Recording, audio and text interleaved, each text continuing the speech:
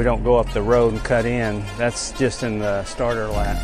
See how long my battery lasts on the chest mount. The map keeps telling me to take a U-turn, so I don't know what's going on. But this is a good backup. It's a hardtail GoPro, so no GoPro footage.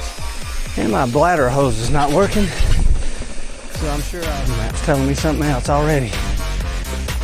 Ooh, Luke Pine Straw. My buddy, who's supposed to show me around, who lives out there, pretty decent, like close to 100 foot per mile. Even some of these roots and rock sections. I know my buddy rides his hardtail or my full suspension. Just do the 3 hours so I can get back and hang out with her more.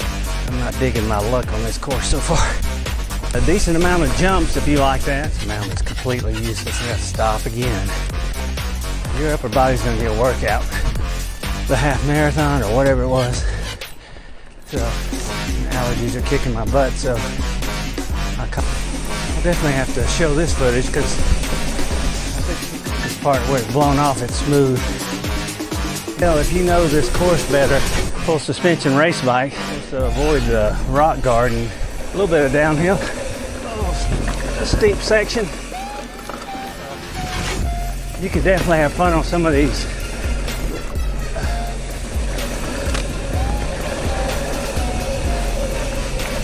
Yeah, that guy must have been going the wrong way.